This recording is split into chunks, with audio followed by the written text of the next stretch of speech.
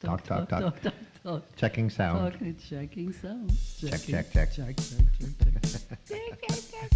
Yip, yip, yip, yip. Stories with Papa. Stories with Papa. Listen to 'em all. We got those stories with Papa. She was born in Rotterdam, and her stories are the best. Papa. And she'll never stop talking. Welcome back. We are at episode 3. My name is Phil Pancho. I'm here with my lovely mother, Sophia Pancho. And we are entering into part 3 of the Azores. And I think we've got our audio sorted out, right, Mom? Yeah, I think so. Okay, great. We're, yeah. So we left off at Christmas. Yeah, and I And the forgot to nativity. mention one of my favorite little songs that I remember my mother singing, and it's also like a welcoming song when people would come to visit you during Christmas time. And the translation is, come in, little shepherds, and come through this holy door and come and adore the baby who is lying in the manger, in the straw. So in Portuguese it's Entrai, pastorinhos, por este portal sagrado, vindo adorar o menino que está nas palhinhas deitado. And she would sing that. People came to visit and say to them, Entrai, pastorinhos. So I wanted that remembered because I love that little ditty. Very nice. very Yeah. nice. Little, Now, a lot of these songs were always played, right? It wasn't Yeah. something, you didn't have a radio to listen to. no, that Yeah. people had a little Yeah. guitar or somebody. Well, had obviously a- no radio because there's no no no electricity. electricity. Duh. But yeah, they had guitars, and most of them, no matter what the situation was, you always ended up with people singing together. Yeah. And of course, they have the songs that they called Zafiu, which is like a battle of words, battle in songs. Somebody will say, for instance, I heard you had a big fat sweetheart, and why did you fall for her? And then the other one would insult him back with Yeah. something, but all in song, and it was like a big contest who could sing, Yeah, yeah. and they had to put it into rhyme, you know. Uh-huh. And there again, is See, Kevin would be really good with that. Yeah. And the song that I remember them singing, I sang, eu sempre gostei de ver uma mulher baixa e gorda quando está varrendo a casa, parece uma papa surda. And then depending on what fado you were playing, you change the tune a little bit. And that means I always like to see a little short, fat woman. When she is sweeping the house, she looks like she's a big soup eater.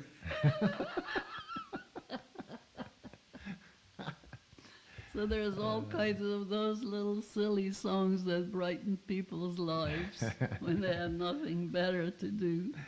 But I wanted to say, because we were so backwards in electronics and radios and all that, there was a radio in our little town, and it was in the priest's house. And nobody could get electricity until 6 o'clock at night, because the mill that ground up all the flour and everything took all the power during the day. So at 6 o'clock, when the mill closed down, anybody who had electricity could use their electric things.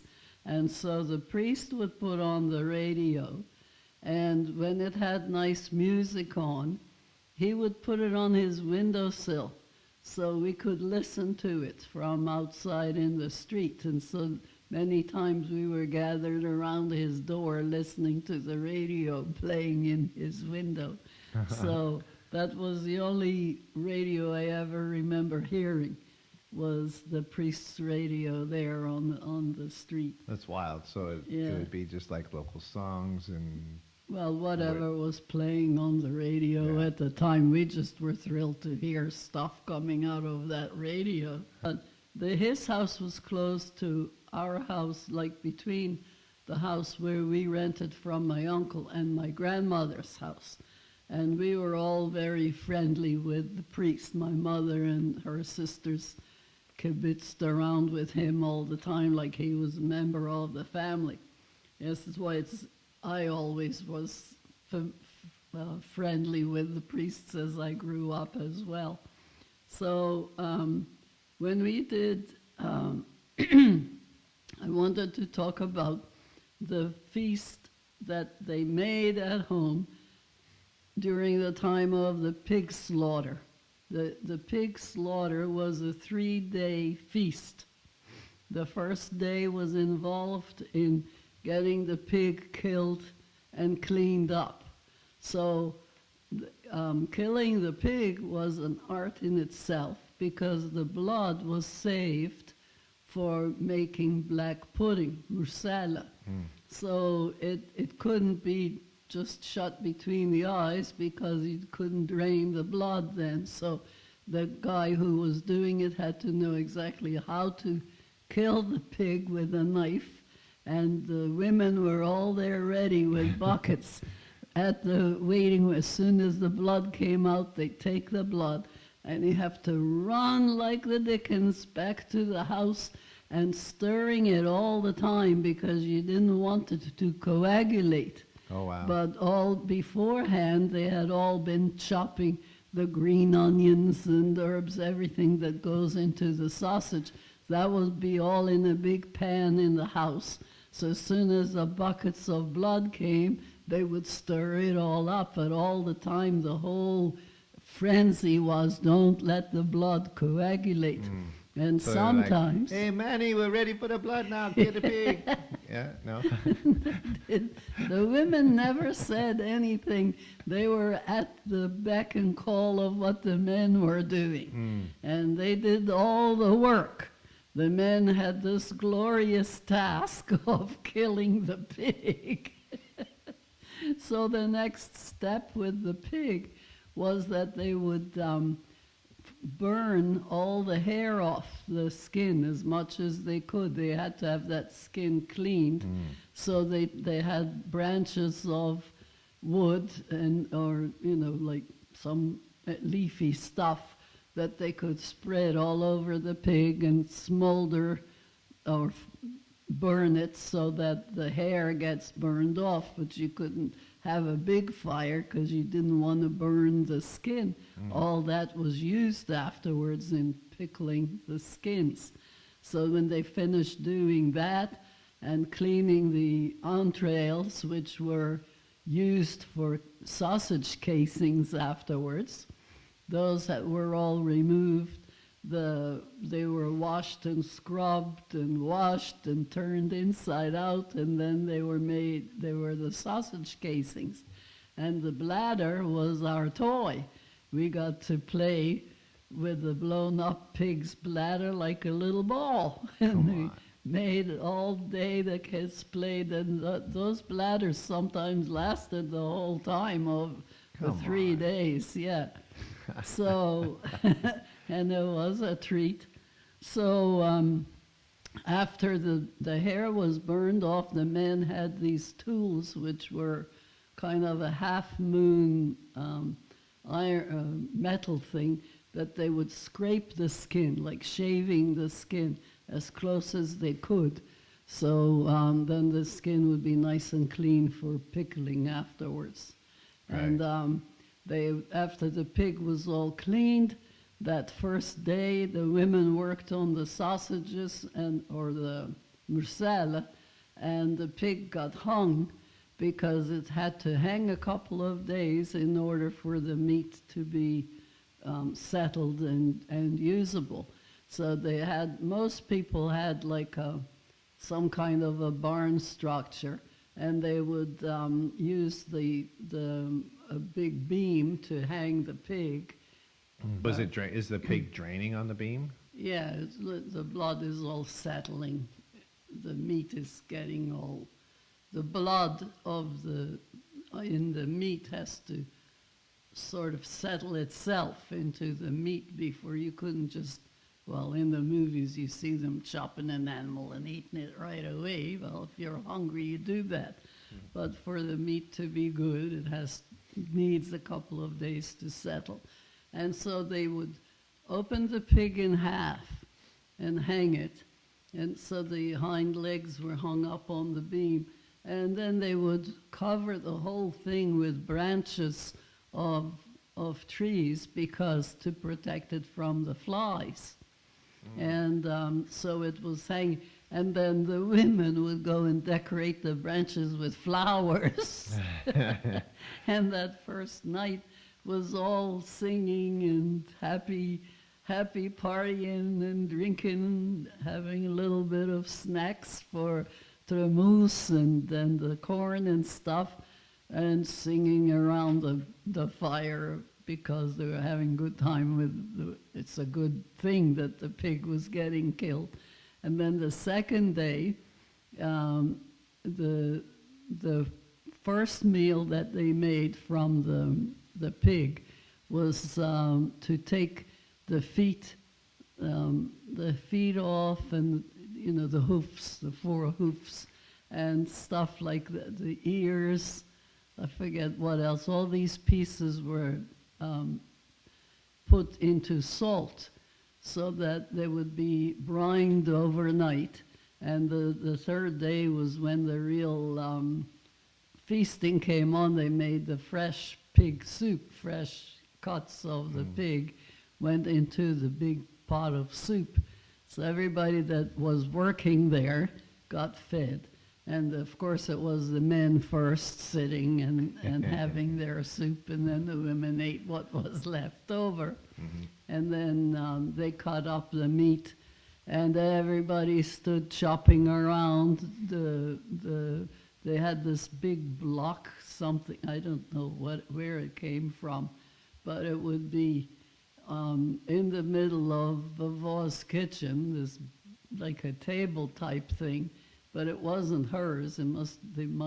Somebody must have had a common one that they brought from house to house when the pigs were killed, because it's where you did all the chopping of the meat to make chorizo, and they did all the seasoning and everything, and then whoever helped got to take a couple of sausages home.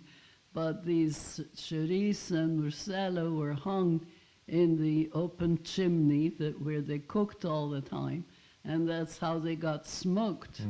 So there were pieces of wood or sticks. Just right in the chimney, so Right rather in than the having chimney. like a big day where you get your smoker out. Yeah, you just no, put it in your- these hung your in the chimney. chimney forever to get smoked, and then when they were ready, they would put them into the preserving jars with the lard that they had rendered from the pig.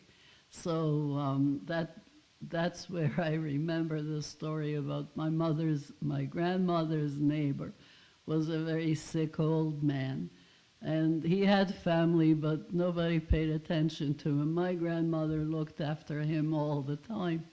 And when he died, she stole a couple of his preserving jars. He had these big, beautiful preserving jars in the house.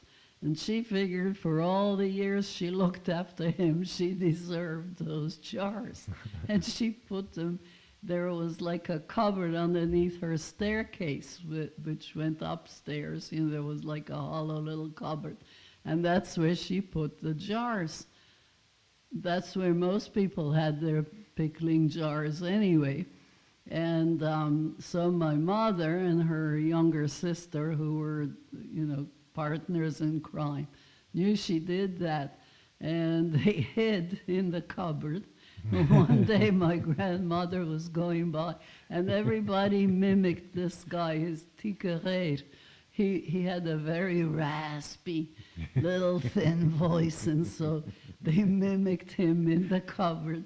My mother and my aunt, and they said, Marie, Marie, bringing a dog. He wanted a bit of water. Give me a bit of water. My mother was walking by the cupboard and they put this on, and she just about jumped out of her skin, starts blessing herself. Go away, devil. Go away, devil. Because she knew she did wrong stealing the jars. and then she would go, she went out of the kitchen. Well, they didn't have a chance to get out of the cupboard. Oh, no. So when she came back in again, they had a little crack open, they could see her. And she's looking around and up and down, and they did it again to her. And the poor woman, get away, devil, get away, devil.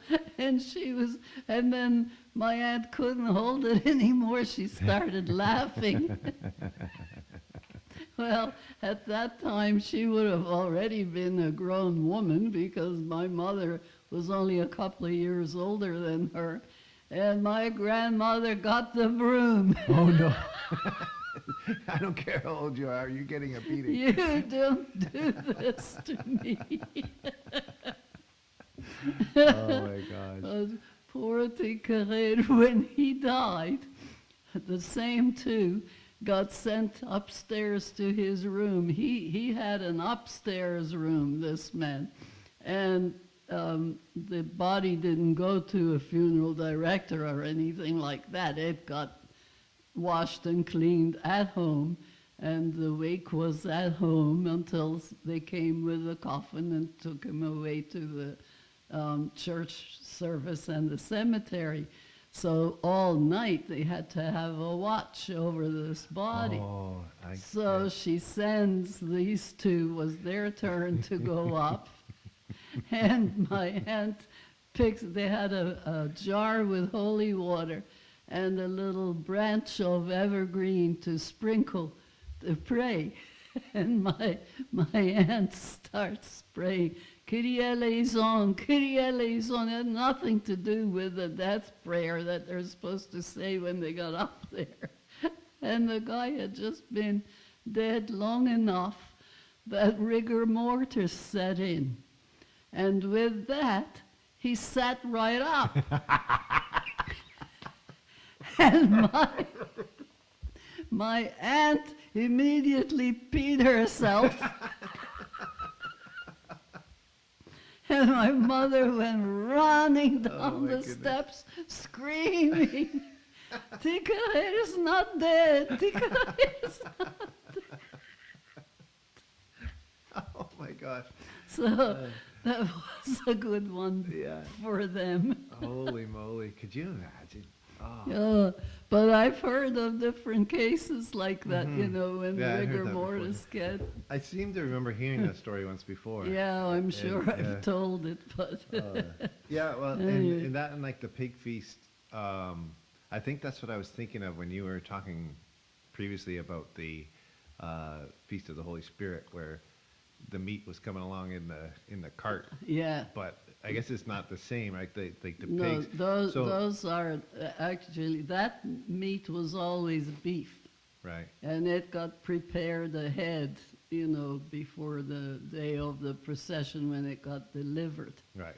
Yeah. So with the pigs, then that was always because a number of people would have had pigs, and you're probably Yes, doing them yeah, all at the and same time. anybody who could afford it had a pig because that's how they got later. They got the return of their meat. Man, oh man. Yeah.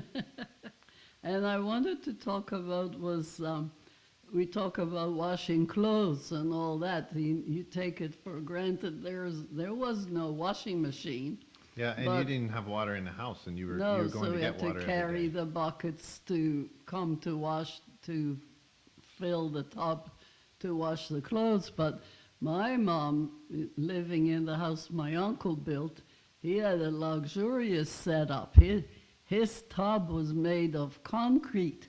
They did the concrete tub they put the washboard right out of concrete. They shaped it in the concrete. And it actually had a drain hole, which was wonderful. They didn't have to be lugging the water out to rinse, to put in rinse water. So what they would do, of course, is start with the lightest stuff and use that water until it got murky and then change the water and then do their rinsing. But that built-in wash thing was something else. Luxury. Yeah. And I can see whoever it was, somebody and my mother would take the sheets out of there when they were ready to be hung up. And they'd get one on each end of the sheet and twist and twist and twist until all the water was gone, as much as they could, to go and hang on the line, you know. Yeah. So people who throw a bunch of clothes in the washer and dryer today. Oh, no, I gotta do laundry. Yeah. I think it's quite interesting to hear the stories, and a couple of things stick out to me is, one, the sense of community. So like all these things are happening Yeah. together, right? Oh, Like yeah. all your neighbors, all your There's friends. always neighbors coming to do the work, yeah. Any celebration, any gains that are made Yeah. are shared, Yes. and it was just that whole sense of community that I can on my street, I think I know the names of two of my neighbors. Yeah, Right, that's I know. the case Your- with many people. Your street's a little different here. Yeah, we're but- lucky here. But yeah. I think generally that's Yeah. kind of how it is these days. You don't really talk. Like my next door neighbor moved in a year and a half ago. I don't know his name. I've tried to meet him, but he keeps running into his garage every time he sees me coming or something. But that's life here. Yeah. But life there, like just that sense of community, is just Yeah. sounds so You amazing. needed each other. Yeah. You Well, there's needed no that. social services either, right? That's so, right, So yeah. you needed your neighbor's help. Needed the help, yeah. The other thing is that all the funny stories end up in somebody getting a beating. So I don't know if that's just our mischievous nature, but yeah. Well, it was their way of keeping you in check. You can still get one of these. Yeah. Yeah. So, anyway, I think I was thinking up as much as I could little details. One of them was that one thing we were very fortunate with is in the harvest of fruit, when it was time when the trees were laden with fruit. It didn't have to be our tree, but whenever we would walk by, if somebody had, for instance, I remember a big apple tree, and I don't even know whose it was, but I know it was this huge apple tree we were visiting, and anything that had fallen on the ground, we could eat, and it wasn't, necessarily rotten or anything like that, but it had fallen because the tree was laden with lots of apples. Same with the plums and guavas. There were so many different types of fruits that I long for, and you just don't get them. Well, apples you do, but the guavas and the loquats, and of course that's just to the climate of the country. Anytime something like that comes across your plate now, it's just Oh my, it's just nostalgia. a big treat, yeah. Yeah. Yeah.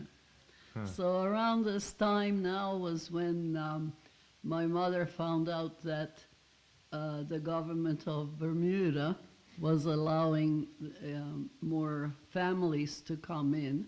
And of course the requisite to begin with was that my father had to have been there for 7 years before he could even apply to have the family come to stay with him.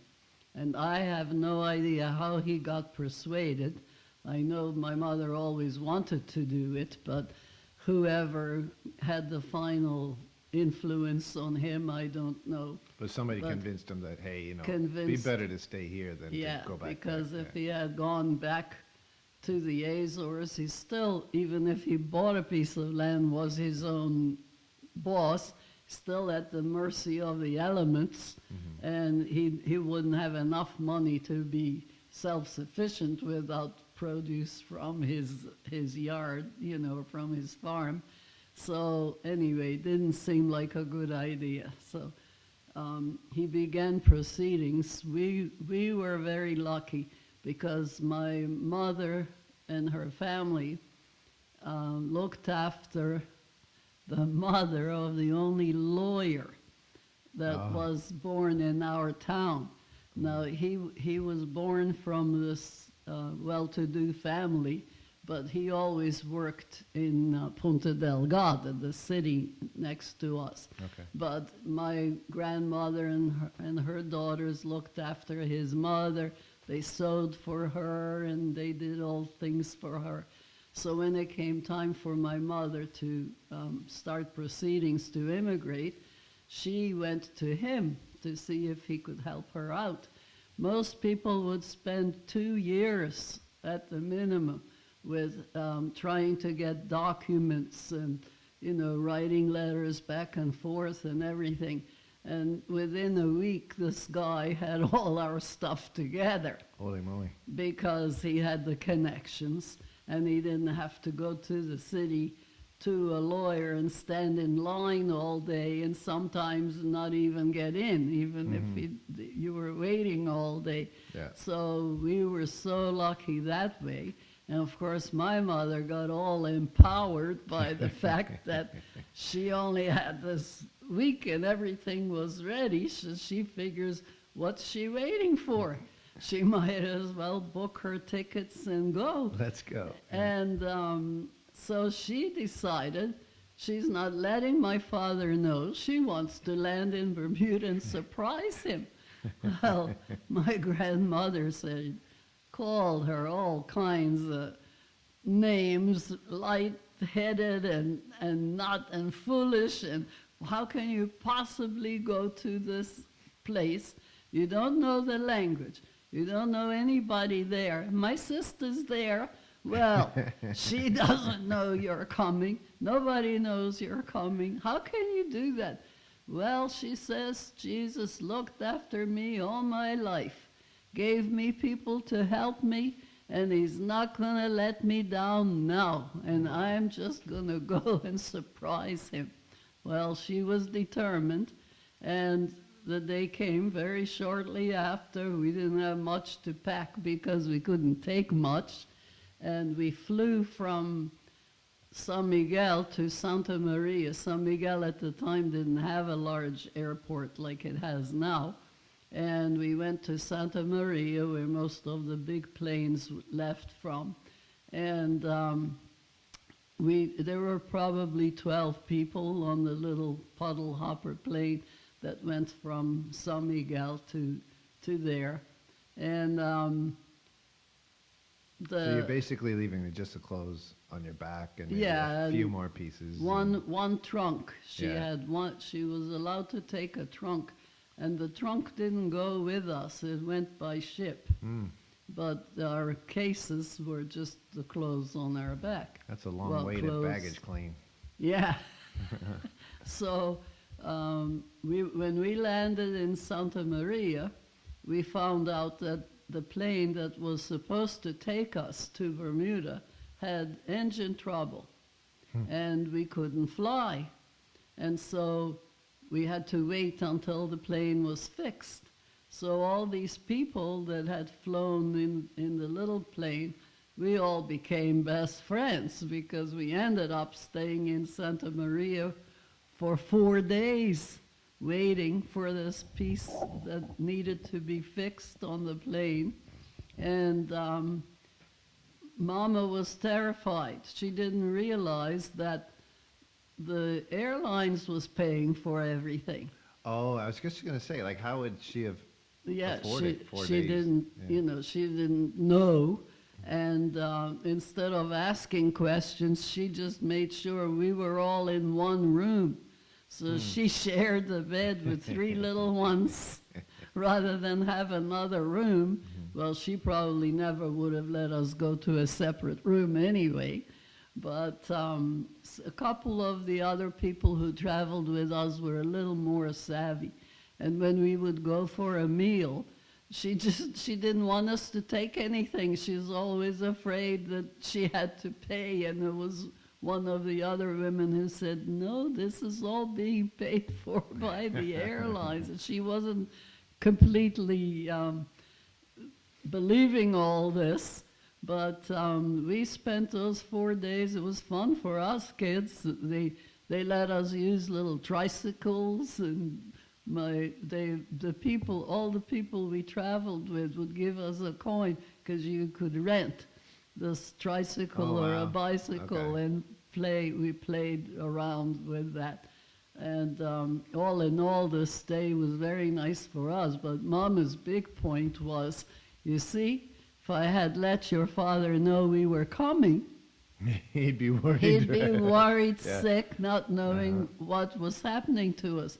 And of course, the point was at the time, there were no telephones. Like my father didn't have a phone in Bermuda, and if we sent a telegram, he didn't know how to read. He probably would stick this piece of paper in his pocket and until the end of the week when he saw the person who wrote his letters. And so she knew that. She knew there was no sense unless she had given him plenty of notice, you know, she could have written.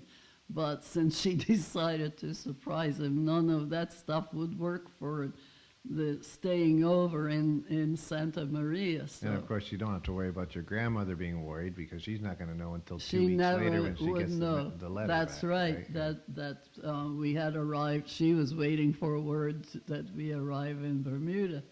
So anyway, after all that time, the big plane came, and it was a 9.5-hour trip from Santa Maria to Bermuda because it was a little engine. It wasn't a jet in those days.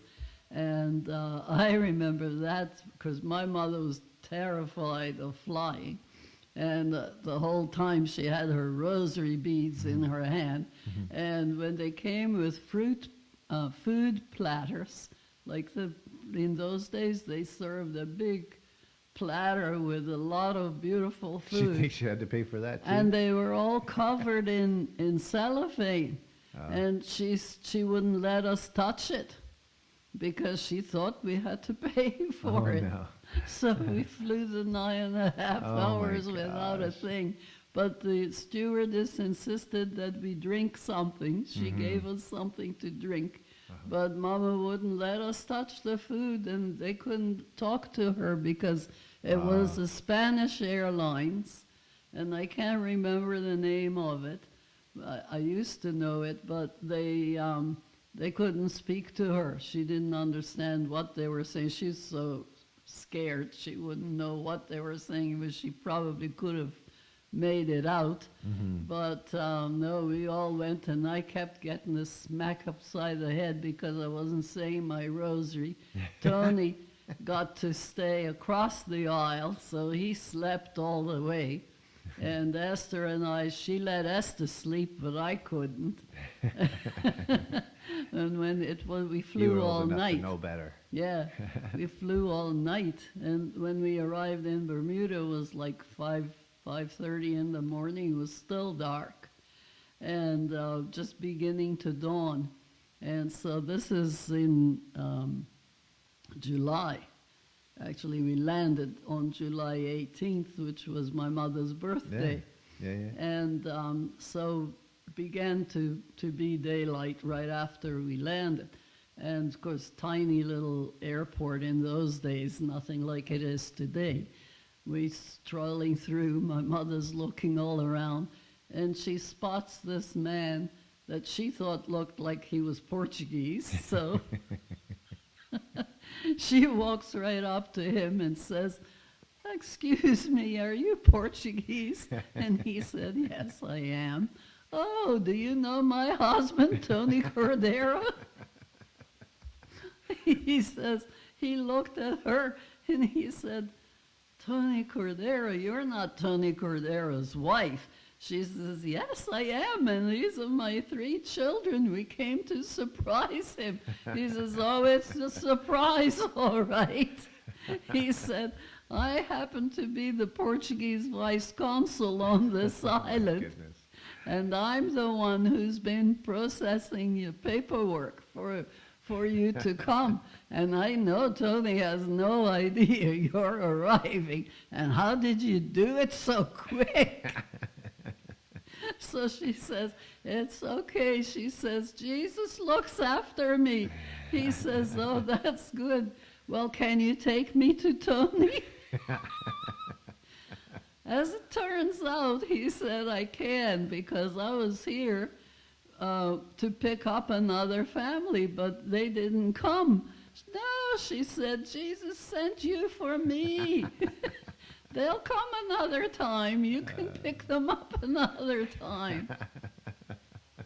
And this is how we ended up getting to my father, well, to the park. He used to live he rented the place where we were going to live, right in the Parleville Park, in the middle of Hamilton City.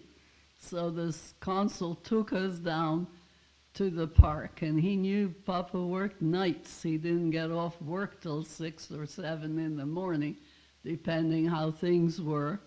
And when we arrived at the park, all the Portuguese laborers were out there cleaning the streets.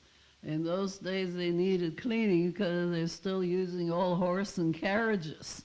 There was a couple of taxis, but all the mode of travel was horse and carriage. So, and the horses didn't use diapers then. So these people, the consul knew the men working there. They were all Portuguese. Is Tony home yet? Oh, he didn't arrive. He'll be here any minute. Up the street, they're pointing up Reed Street and, Queen Street. And Mama says, but where is he? Said he works till 6, 7 o'clock in the morning. Ah, my poor Tony. Anyway, as they're talking, this man comes walking down the street, and one of them says, oh, here he comes now. And my brother didn't stop to listen to anything else. He ran up and jumped up in my Pop's arms. Pop didn't know what the heck was going on. Who's this kid? And he comes down the street to see Mama. How did you do this? He says. He's turning in circles, scratching his head. Oh, my. And because we couldn't get into the park because the gates were locked. And they had a big iron key that used to open that big old bolt. And so he took out his key and let us in. We get to the place where we were going to live. All he had in the house was half a loaf of bread and an open can of pet milk, which it's an evaporated milk. I think it must have been English, because you guys here we all know carnation milk, but this was pet, P-E-T milk. And anyway, he never had any food home. He made out with eggs and piece of bread all week, and he used to go to my Aunt Angelina's on Sunday to pick out. That was his, so what did he do? He took us all to my Aunt Angelina's. That was quite a walk to her house from Hamilton to... you guys are on fumes at this point because you haven't eaten anything. Yeah, that's right. Portugal. Well, I don't even remember being hungry. I remember when we got into the house, we went upstairs to look around, and we thought, Papa must be really rich. We had beds. They were on frames, these old iron frames people had given him, and lumpy old mattresses, but they were something from millionaire's house it wasn't compared straw to... poking you in the back. That's right. And then we got into the bathroom, and here this thing flushes water. And we each took a turn flushing, and we heard this blood-curdling yell coming from downstairs. Papa saying, "Don't flush that, you're wasting water. We can't waste water here." Because of course you're flushing rainwater there now. Yeah, well, yeah. all the supply was rainwater, so you couldn't waste it. So, but then we ended up going to my aunt's house, and he did, I can't remember if we must have ridden a buggy because he wouldn't have money to hire a taxi. I don't know if he did Yeah. or not. I know we got to my aunt's house, and my aunt's Because she would have been surprised at the same time. she They didn't would- know we were coming. But this is your mom's My sister. mom's sister, Right. who had already been in Bermuda for 15 years at that time. Mm. And because she had gone earlier and married and stayed on the island. So the place where she lived was what is now belongs to the Bermuda government, but it was Camden, and it belonged to an English millionairess. It was acres of land, and my uncle was her chauffeur, and he and manager, I guess, because he took care of hiring the men that it took to take care of all the gardens and everything. And so they had a little cottage on that property. And my aunt's house smelled like heaven. She had the pots boiling already with her ham and her chicken and the beef But she joint. didn't know you were coming. But that happened every Sunday. Oh, okay, She okay. cooked that meal every Sunday. So Boo was working on it was a night shift on a Saturday that he came. You guys arrived on a Sunday? We arrived on a Sunday morning. Oh, Yeah. See, I didn't even put that together with him coming home from work. Yeah. That it would be a Sunday already, and then that would be incredible to walk Just- into that house. Yeah. Yeah. And the luck, because if it was through the normal week, he wouldn't have any food home. And Titia wouldn't have prepared her Sunday feast. And I Yeah. remember asking her, "What feast is it today?" Because with all that, she says, "Oh, my dear, every day here can be a feast like Oh, this. wow. You can always get these meats, What a which- change, eh? What a yeah, change. just- So you look at that and you wonder, how could your dad ever think about going back? Yeah, Yeah. yeah. Is it like, because for me, I try and remember back when I'm 7, 8, 9 years old. Yeah. And I have real struggles. I don't know what I'd need to prod, but I guess I didn't have like magnificent life events at that time, No. like things that would like life-changing events like you Right. did. So Yeah. getting sick and then just the whole differences of a lifestyle and then Yeah. moving to Bermuda and stuff like that. I'm sure Yeah. if that was happening at that time of my life, it would be much more clear. Yeah. But do you think that that's why this sticks in Oh yeah, your mind because so much? with the different things that happened, that make you remember. If you were just having a normal day-to-day, nothing in between that, there's lots of stuff that happened I don't remember. It's quite a huge change in lifestyle for you all of a That's sudden. right, all of a sudden. And also because of the Azores climate being cooler than Bermuda's, we were wearing the style at the time. We had these petticoats underneath our dresses and hot flannel little petticoats. My aunt said to my mother, "Let them take those things off. It's too hot Yeah. in here." Okay. Oh, Yeah. Well, nice. yeah, next week we can dig into a little deeper of the culture adjustment now Yeah. and just going from now into and I know Vavo wasn't making gobs of money, but He but it was. was still a massive change for you. It'd be Yeah. interesting to hear that kind of culture shift. Right. But man, oh man, what a way to go and be able to do that. I don't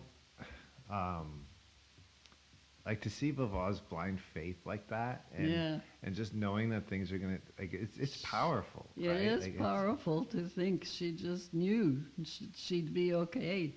What did she have to go on? Nothing but faith. Right. Yeah. Yeah, and it was and to be able to have such a strong Yeah. faith like that, I think it's very comforting. Yeah.